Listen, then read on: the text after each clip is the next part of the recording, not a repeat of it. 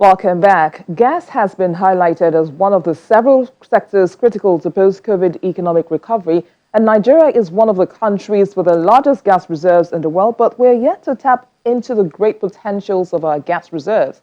Nigeria declared the year 2020 as the year of gas, but what does this mean in reality? Well, I'm being joined by the Chief Executive Officer, Frontier Oil, Mr. Dada Thomas, to answer this question and more. Good morning, Mr. Thomas. Thanks for joining us on the program. So Nigeria is the ninth largest country in terms of gas reserves in the world. But how come the country is failing or has failed, as it appears, to pull its weight in the league of gas producers like Qatar, for instance?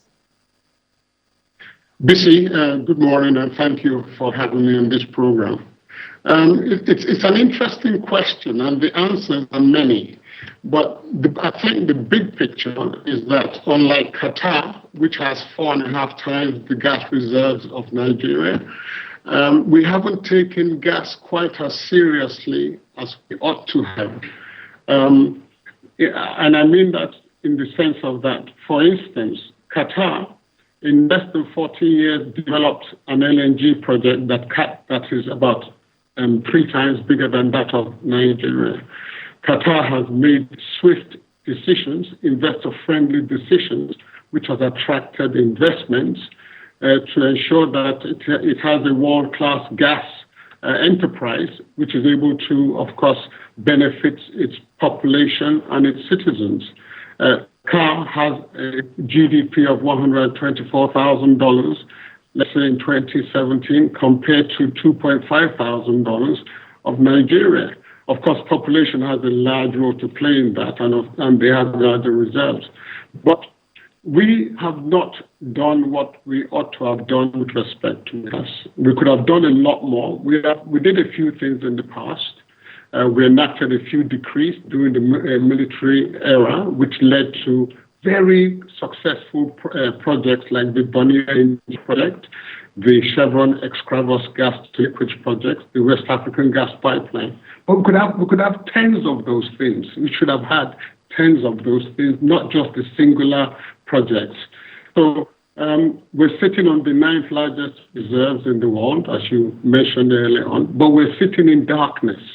We generate less than 5, or we distribute less than 5 gigawatts of power a day to 200 million people. Yet we're sitting on the 9th largest reserves. So we, as a country and as a nation, need to really now take hold of our resources and turn that valuable resource into a resource that can catalyze economic development and help to improve the standard of living and industrialize Nigeria. But what are some of the recommendations you would actually give? Well, look, we've been talking for 40 years, BC, about gas. When I was a young engineer, we were talking about gas. Now I'm an old man, with more than 40 years experience in the oil and gas industry. We're still talking about gas, and the disaster. We're saying exactly the same things we were saying 40 years ago. Okay?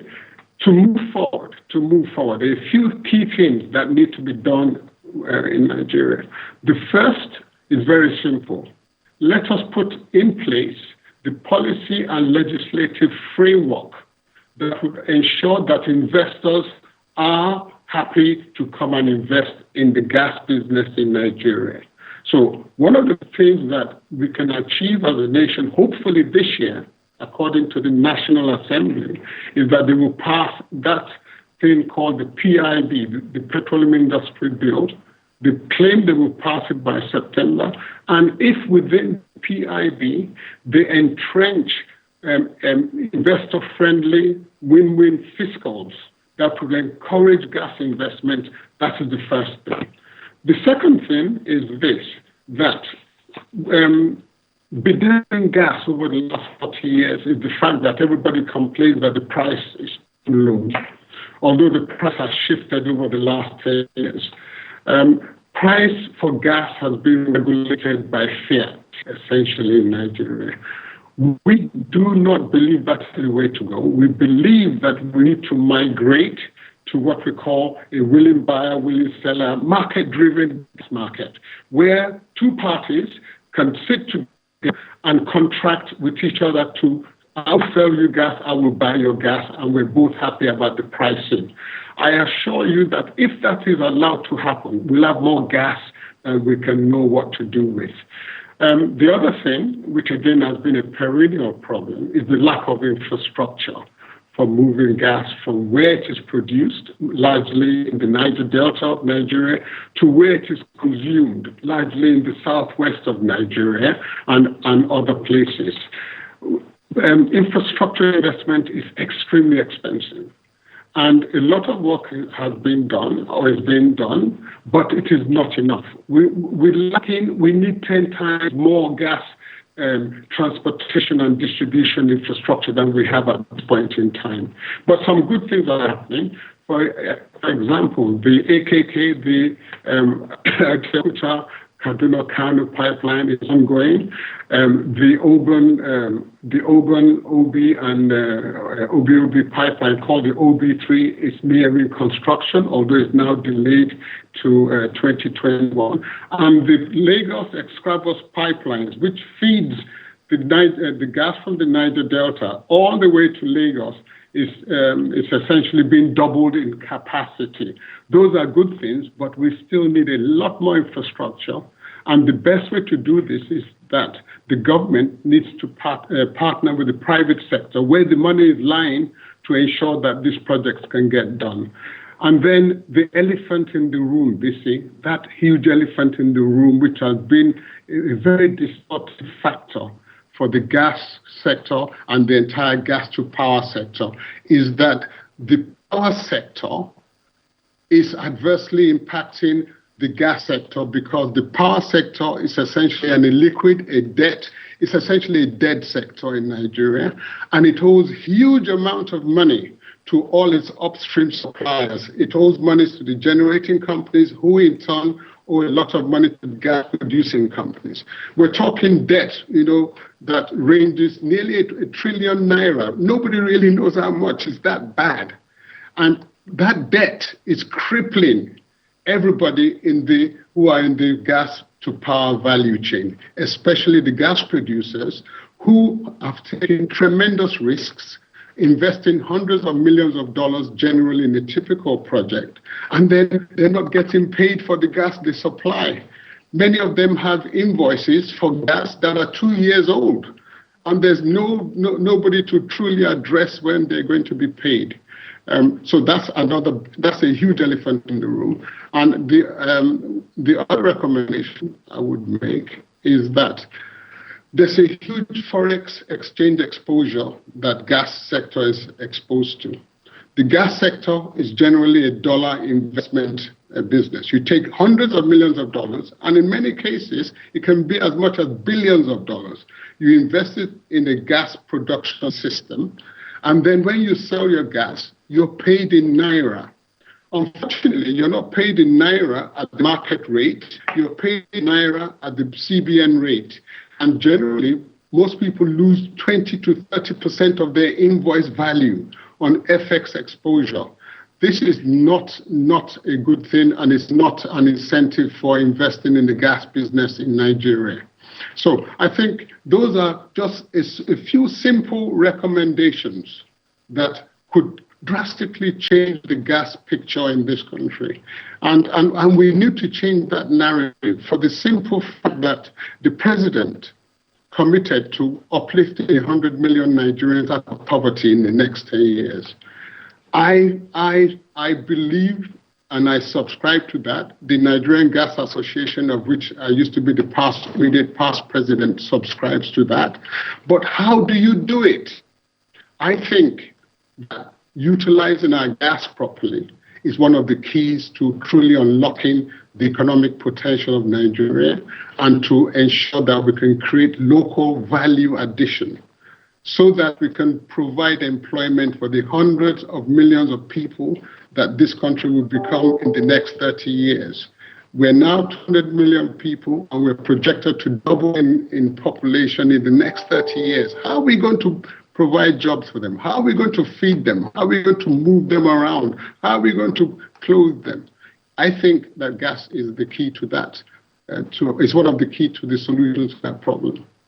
Now, one of the striking things you said now is the fact that, of course, power remains the huge elephant in the room. But some also attribute the power problem to a failure to invest in the gas sector. So do you in any way believe that solving the gas problem could also be a major milestone in solving Nigeria's acute power shortage? I totally disagree that it is lack of investment in the gas sector that is the problem of the power sector. The gas to power sector is a chain. It's an intricately woven, interdependent chain in which if there's a weak link in that chain, then the entire value chain is weak. I'll give you a good example. There is no problem for anybody investing in an export gas project. The reason is very simple, BC. You invest in dollars, you will sell your product in dollars, you will sell your product to credible, bankable off-takers who will pay you your invoices as at when due. Now, take the domestic sector in which 80% of the demand for gas is from the power sector. And remember, I did say that the power sector is essentially a dead, liquid, insolvent sector. You invest in dollars and you get paid in naira, and they don't pay your invoices. So the entire value chain is broken and needs to be fixed. Totally. No, you can't fix it. Band-Aid cannot fix this problem. We need to radically restructure it to make sure that the sick animal in that chain, which is the power sector, and ultimately the distribution element of that sector, is fixed. That investment is made by the 11 discos in this country to upgrade their infrastructure, that they can upgrade their ability to collect their monies from the consumers, which is channels, which is me, which is you, and that they can ensure that the money efficiency of collection is so high that they can remit the money back up the value chain to all the people who supplied that value chain. If we can fix the power sector, and the key to fixing the power sector are many, but the key one is that the price we pay for electricity is not market reflective. The money we pay per kilowatt hour is not enough to sustain the value chain. And Nigeria has been playing the ostrich game about this issue of solving and addressing the power tariff. Now, essentially has not been able to do the job it should have been doing for years because the whole process was politicized. You can even you do realize that the price increase that was supposed to have taken place is being postponed again, I believe, to July. Okay, the elements of calculating how you increase electricity tariff include foreign exchange, include the price of gas. But those things have not been properly addressed, and we're in a country where we're paying very little for grid power, yet we're paying 2 to 3 times for self-generated power. And we can't see the common sense in paying for quality 24-hour reliable power just by paying a bit more for the tariff. If we paid more for electricity tariff, we will get power, people will invest, and the gas sector, which is owed a lot of money, would be able to invest further in gas supply systems for this country. So the gas producers and the suppliers are not the problem. It is the downstream end, it is the power sector that is the problem in this country. But as I did say earlier on, it is a chain, and every part of that chain needs to be working at 100% efficiency for the value chain to deliver quality power to the end consumers, and therein lies the problem. The problem is being addressed in silos, not as an intrinsic, holistic problem. Chief Executive Officer, Frontier Oil, Mr. Dada Thomas, thanks a lot for speaking with us on Business Morning. Thank you very much, Bisi. Have a good day.